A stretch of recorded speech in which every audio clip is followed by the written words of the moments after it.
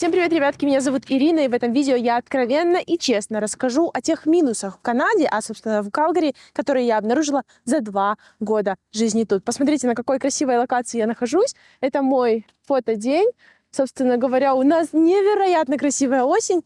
Я иду в машину, чтобы оставить некоторые вещи и прогуляться с вами по этому прекрасному, замечательному парку. Замечательный парк. Ну что ж, ребятки, машину закрыла, и идемте дальше гулять по этому прекрасному парку и разговаривать.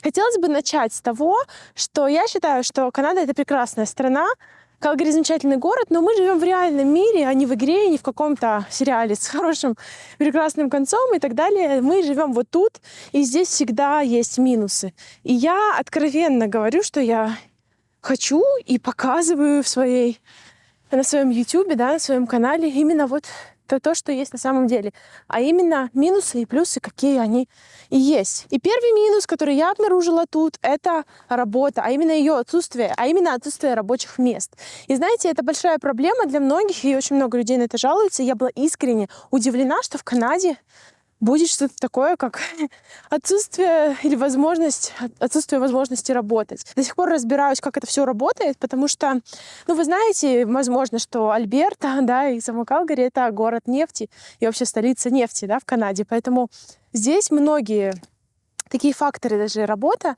зависит от того, вот как вот обстоят дела именно с этой самой нефтью. Когда цены на нефть растут, работы и возможностей много. Когда падают, собственно, как вы сами понимаете, не особо. Увольнение, низкая заработная плата, люди борются за одни и те же места, то есть конкретно выгрызают эти места у других, то есть, прям конкуренция очень сильная. И это не только мой личный опыт. Я перед тем, как записывать видео, решила прошерстить немножко и посмотреть разные форумы именно канадцев, и которые пишут о минусах в Калгари. Потому что 2 года все-таки это какой-то срок, да, но это совсем немного. Поэтому я решила, что мой опыт будет подкреплен действительно опытом людей, которые здесь очень много лет прожили. Там есть люди, которые всю жизнь прожили, есть, которые 20 лет. И я решила просто вот это упомянуть и рассказать вам, как на самом деле тут и есть. Боже, я не могу, как раз так. И, конечно же, я не могу добавить от себя, что лично я не сталкивалась с проблемой работы, потому что я не искала работу для себя у кого-то. Я работала на себя. В целом, с самого начала приезда с Канады я была с ребенком, потом я уже начала свою собственную деятельность, то есть фотографические услуги, если кто-то не знает, вот. И, собственно говоря, вот я до сих пор работаю, развиваю свой бизнес, и у меня не было проблем с тем, чтобы пойти к кому-то и просить, чтобы меня трудоустроили. То есть, по факту, я являюсь владельцем своего собственного бизнеса, все удокументировано, все документы получены в гаверменте, то есть, официально, чисто, клин. Поэтому у меня лично такой проблемы не было, но у моего мужа возникала такая проблема. То есть человек работал всю жизнь с высшим образованием, на хорошей должности, в офисе, а тут раз приезжаешь в Канаду и не можешь устроиться даже, я не знаю, там крыши делать канадцам. То есть вот такая вот ситуация, не очень приятная. Ребятки, я хотела вам сказать спасибо огромное, что вы поддерживаете мой канал. Спасибо вам за ваши лайки, за ваши комментарии. Я вас обожаю. Я читаю все ваши комментарии, я люблю все ваши лайки. И мне очень нравится, что мы с вами можем общаться таким способом. Я вижу, что у нас там много людей из Крыма, много иммигрантов, которые по каким-то причинам оставили или были вынуждены оставить свой дом. И классно, что мы можем вместе здесь обсуждать разные вещи, которые нас действительно волнуют. Поэтому, я очень счастлива, что мы с вами тут и хотя бы онлайн можем общаться. Спасибо, что вы у меня есть. Следующий минус Калгари — это гигантский пригород, который пытается сделать из себя город. Вот такое вот я прочитала на форуме, и это стало для меня интересным таким вот аспектом для разговоров, и в целом я это отчасти замечала. Канада, если вы понимаете, честно говоря, не такая, как у нас. И наши люди, не привыкшие к тому, что вот дома здесь строят с каких-то таких искусственных камней, там, каркаса, какого-то непонятного, все из дерева, то есть это сложно принять нашим людям.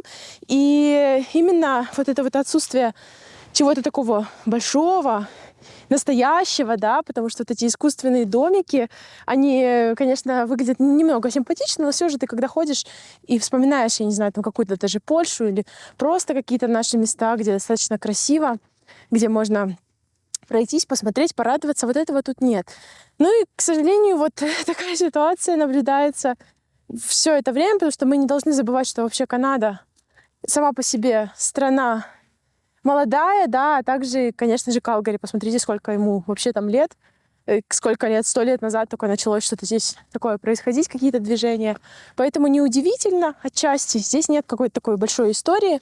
Ну и в целом, честно говоря, многие говорят, что Альберта и Калгари — это большое село. Ну, не знаю, я бы не сказала. Как по мне, я вообще вышла из Симферополя, Крыма, потом жила в Варшаве. В Варшаве, конечно, поактивнее все, но чтобы прям большое село, я бы, наверное, не назвала все-таки. Ну что ж, и этот второй пункт нас ведет к пункту номер 3, который называется «Скудные возможности развлечений». И живя здесь, в этом именно городе, почти не выезжаю, только в Банф, там полтора часа езды, час, да, то ты понимаешь, что вот наступает зима, сейчас осень прекрасная, наступит зима, и начнется опять 7 месяцев, ну, честно говоря, откровенно, скуки. Это как бы не было грустно, но это правда. То есть, ну, здесь есть центр. Например, вы можете поехать в центр, вы можете поразвлекаться в центре, там, не знаю, сходить в какой-то паб. Сильно много ночной жизни тут нет, только наши, я думаю, устраивают что-то такое прям мега активное. Плюс здесь есть какие-то, например, развлекательные центры для родителей с детьми, да, но они одни и те же, то есть их там штуки 3, да, в городе, и вы ездите уже 10-й раз в этот центр, думаешь, господи, боже мой, как же это уже меня надоело. Ну, то есть скучно. Здесь на самом деле нет большого количества развлечений. И летом все отлично. В Канаде замечательная природа, здесь даже искать нечего. Ты просто ходишь, наблюдаешь за красотой вокруг, и тебе ничего не нужно. Но в случае зимы, когда ты сидишь дома, когда достаточно холодно, когда постоянно снег, слякоть, тоже, как бы я даже не буду говорить этот пункт погоды, потому что вы прекрасно понимаете, что такое Канада. А, собственно, в Калгари часто бывает так, что холодно, например, все в снегу, резко потеплело, все в слякоти, резко похолодало, все просто как зеркало, знаете, так скользко очень. То есть, ну, вот так вот живешь на таких качелях, но это даже я не буду говорить, потому что, я думаю, прекрасно все понимают, что Канада — это страна, где холодно достаточно зимой. Вот, поэтому и развлечений не особо много, и ты должен постоянно для себя что-то выискивать, что-то смотреть, что-то искать, какие-то варианты придумывать. То есть, ну, здесь скучно тем, у кого нет там родственников, большого количества действительно настоящих там друзей, которые многие годы, да. То есть, ну, как бы развлекаться можно, ездить можно куда-то. Но, то есть, вначале, наверное, у каждого пути в миграции, особенно тут, где развлечений действительно скудно, мы не возле океана, мы не живем в теплом месте. Здесь зимой ты сидишь дома и ждешь, когда закончится зима. Ну, как бы работаешь, действуешь все как раньше, встаешь в 7 утра, там до хрена темно, идешь в 5 вечера, уже тоже темно. То есть очень-очень скучно, ребятки, это правда. Ну что ж, и перейдем к действительно вещам, которые, возможно, нас удивят, но маловероятно, так как это цены. И цены выросли в Калгари очень сильно. Я не знаю, вот когда мы приезжали, мы жили еще в Польше, в Варшаве, мы там прожили 6 лет, и тогда, когда мы вот думали, в какой город нам уезжать в Канаду, мы подумали о Калгари, потому что он был там в рейтинге первым в каком-то году, там даже несколько рейтингов подряд, он был первым городом лучшим для жизни в мире. То есть, вы понимаете, в мире. Поэтому и там было так написано, что маленькие налоги, дешевое жилье, то есть, ну, все просто идеально, рай на земле.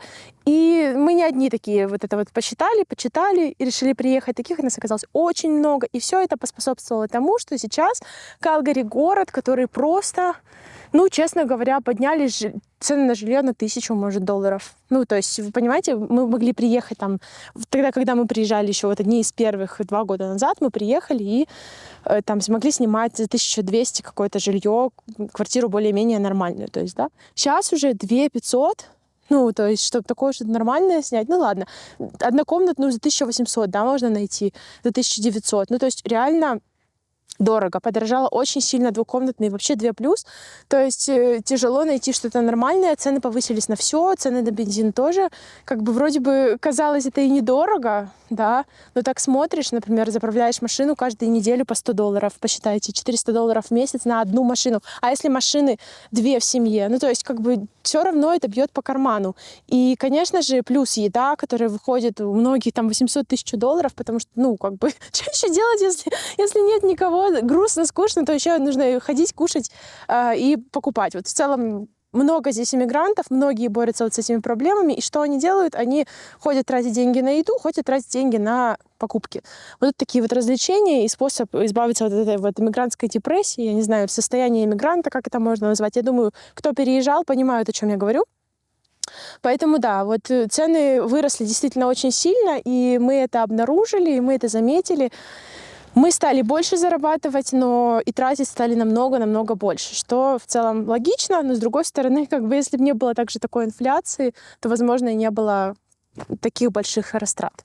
Но это касается не только Канады и Калгари, это, конечно, наверное, касается всего мира. Я думаю, все прекрасно понимают, что сейчас такое в мире вообще происходит, что непонятно, что и как, и почему-то все очень дорожает повсюду. Буду уже возвращаться назад, и, конечно же, не могу не сказать про дороги.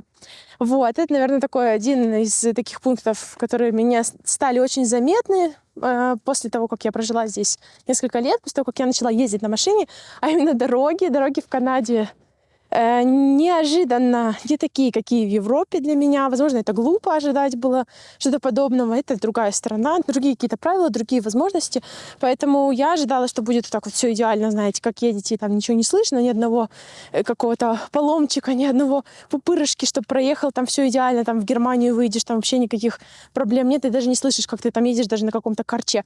А здесь нет. Здесь, конечно, вот дороги, они не из самых лучших. Я предполагаю, что это из-за погодных условий, так как зима здесь достаточно суровая, так как здесь постоянная перемена температур, и не каждый асфальт это выдержит. Я думаю, многие это понимают.